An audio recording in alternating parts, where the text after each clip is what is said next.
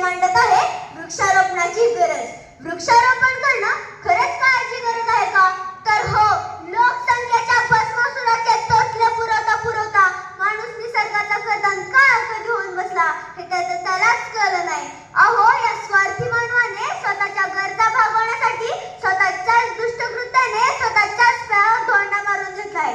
विकासाच्या नावाखाली औद्योगिकीकरण, लोहमार्ग, रस्ते, फर्निचर अशा अनेक कारणांसाठी बेसुमार वृक्षतोड केली आणि बेसुमार वृक्षतोडीमुळे झाडे कमी झाली, पावसाचे प्रमाण कमी झाले, ओझोन या वायूचा थर कमी होऊन तापमानात वाढ होत आहे. आणि जर का असेच सुरू राहिले तर भविष्यकाळी समुद्रकाठी रुबाबात उभी असणारी सुंदर शहरे पाण्याखाली जाण्याची शक्यता आहे. आज आपल्या घराच्या उंबरठ्यावर महापूर, ओलाकोरडा दुष्काळ अशा अनेक समस्या येऊन पोहोचल्या आहेत. आणि जर का त्या समस्यांनी घराचा उंबरठा ओलांडून आत प्रवेश केला तर उद्ध्वस्त झालेला मनुष्य वसुंधरेच्या शोधात ते थेट शेवटचा श्वास घेईल. अहो, आठवा जरा माणगाव, सारा गाव डोंगर कड्याखाली गाडला गेला होता.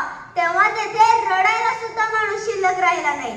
जे वृक्ष आपल्याला मुळापासून शेंड्यापर्यंत कल्पवृक्षाप्रमाणे उपयोगाला येतात, जे वृक्ष एकही पैसा न घेता लाखो रुपयाचा ऑक्सिजन देतात, त्यांच्याच मुळावर आपण घाव घालतो. जगातील सगळा पैसा जरी एकत्र केला तरी 6 महिने पुरेल इतका ऑक्सिजन आपण तयार करू शकत नाही. तासभर ऑक्सिजन देऊन जीवनदान देणाऱ्या डॉक्टरांना आपण देव मानतो, पण आयुष्यभर आपल्याला ऑक्सिजन पुरवणाऱ्या झाडांची मात्र आपण कत्तल करतो. जगातील सगळा पैसा जरी एकत्र केला तरी आपण ऑक्सिजन बनवू शकत नाही. हे आपण सर्वांनी लक्षात घ्यायला पाहिजे. मानवी जीवनाचा आधार असलेल्या या घटकात बिघाड करून मानवाने स्वतःवरच खूप मोठे संकट ओढावून घेतले आहे. वन्य प्राणी हे त्यांचे सौंदर्य वाढवून वनराईत चैतन्य आणतात. अभिमानाने सांगावेसे वाटते की अमेरिकेत गेल्या 200 वर्षात एकदाही दुष्काळ पडलेला नाही, कारण तेथे मानसी 2576 झाडे तर भारतात 28 झाडे. अमेरिकेचे क्षेत्रफळ भारताच्या तिप्पट तर भारताची लोकसंख्या अमेरिकेच्या 4 पट. भारतात 18 पगड जातीत आमचाच धर्म मोठा, भारतात 18 पगड जातीत आमचाच धर्म मोठा.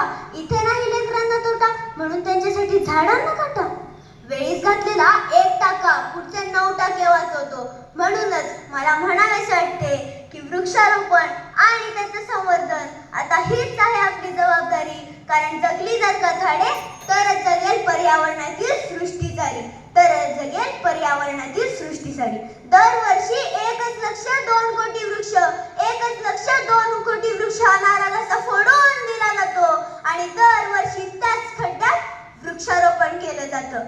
शेवटी जाता जाता एवढेच म्हणेन की हिरवी झाडी जिकडे तिकडे, पाना फुलांचे पडती सरे, पक्ष्यांची किलबिल चौकडे, मंजूळ पक्षीगान काने पडे, मंजूळ पक्षीगान काने पडे. धन्यवाद. जय हिंद, जय महाराष्ट्र.